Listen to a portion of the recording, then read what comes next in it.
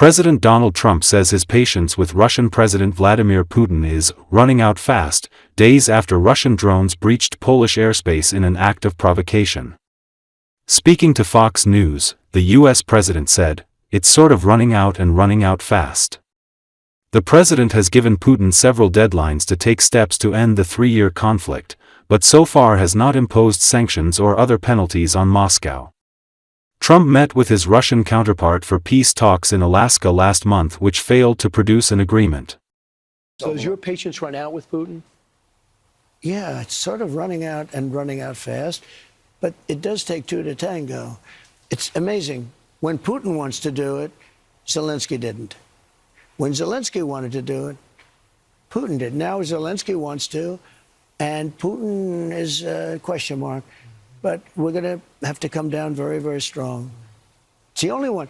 This is the one, because I've always had a great relationship with Putin. This is the only war that I haven't solved. Now, let's get into Gaza, because that's another one. So those are two that are Before you move on, can I ask you, complex. what is clamping down on Vladimir Putin? Well, it'll be hitting very hard with sanctions to banks and having to do with oil and tariffs also. But I've already done it. I've done a lot. Look, India was their biggest customer. I put a 50% tariff on India because they're buying oil from Russia. That's not an easy thing to do. That's a big deal. President Donald Trump said Friday, with a high degree of certainty, that the suspect in the Charlie Kirk killing has been caught. Federal investigators and state officials on Thursday had released photos and a video of the person they believe is responsible. Kirk was shot as he spoke to a crowd gathered in a courtyard at Utah Valley University in Orem. More than 7,000 leads and tips had poured in, officials said. Authorities have yet to publicly name the suspect or cite a motive in the killing, the latest act of political violence to convulse the United States. A Mauser .30 caliber, bolt-action rifle was found in a towel in the woods. A spent cartridge was recovered from the chamber, and 3 other rounds were loaded in the magazine, according to information circulated among law enforcement and described to the Associated Press. With a high degree of certainty, we have him in custody. Right? In custody. Everyone did a great job. We worked with the local police, the governor. Everybody did a great job. You know, getting somebody that you start off with absolutely nothing. And we started off with a clip that made him look like an ant. That was almost useless. We just saw there was somebody up there.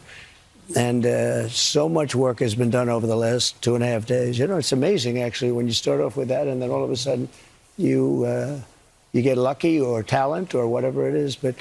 And somebody that was very close to him said, that's him. And essentially went to the father, went to a U.S. Marshal, who was fantastic, by the way. And the person was involved with law enforcement, but was a person of faith, a minister. And brought him to a U.S. Marshal, who was fantastic. And the father convinced the son, this is it.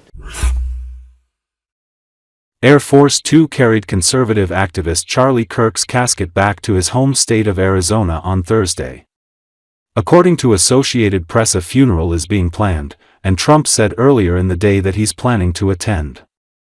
When the plane arrived, Second Lady Usha Vance stepped off with Charlie Kirk's widow, Erica.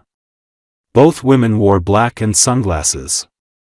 Vice President J.D. Vance was a few steps behind them, wearing a dark suit. Kirk's assassination renews attention to escalating threats of political violence in the United States that cut across the ideological spectrum. His killing is drawing bipartisan condemnation, but a national reckoning over ways to prevent political grievances from manifesting as deadly violence appears elusive.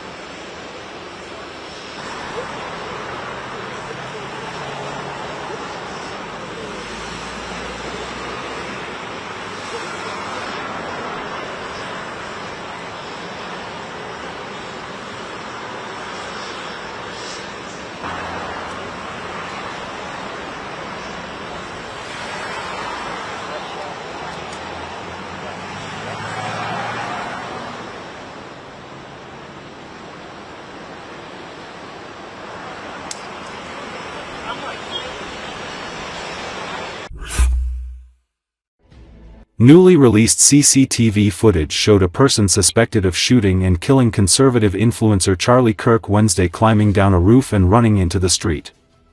According to Associated Press, the shooter who assassinated conservative activist Charlie Kirk and then vanished off a roof and into the woods remained at large more than 24 hours later Thursday as federal investigators appealed for the public's help by releasing photos of the person they believe is responsible.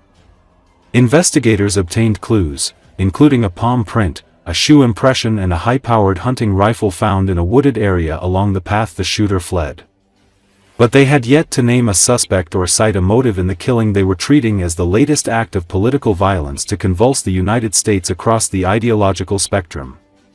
The photos of a person in a hat, sunglasses, and a long-sleeve black shirt, with a backpack, as well as a $100,000 reward for information leading to an arrest suggested that law enforcement thought tips from the public might be needed to crack the case. Two people who were taken into custody shortly after Wednesday's shooting at Utah Valley University were later released, forcing officials to chase new leads on a separate person of interest they pursued Thursday. During a news conference Thursday with FBI Director Kash Patel, authorities showed a video of a person being sought in connection with the killing racing across the roof of the building where the shot was fired, dropping down to the ground and fleeing into the woods. In the process, officials say, the shooter left behind imprints, including a palm print, that investigators hope can yield clues to their identity. Utah Governor Spencer Cox pleaded for the public's help in the search for the shooter. Kirk was speaking at a debate hosted by Turning Point USA at Utah Valley University when authorities said the shooter fired from a distant rooftop. Videos posted to social media show Kirk speaking into a handheld microphone while sitting under a white tent. A single shot rings out and Kirk reaches up with his right hand as blood gushes from the left side of his neck. Kirk was a top podcaster, culture warrior and ally of President Donald Trump. He led an effort to remake the GOP's Get Out the Vote effort in the 2024 election based on the theory there were thousands of Trump supporters who rarely vote but could be persuaded to vote. His killing Wednesday is the latest example of political violence in the U.S. spanning a range of political ideologies and affecting both major political parties.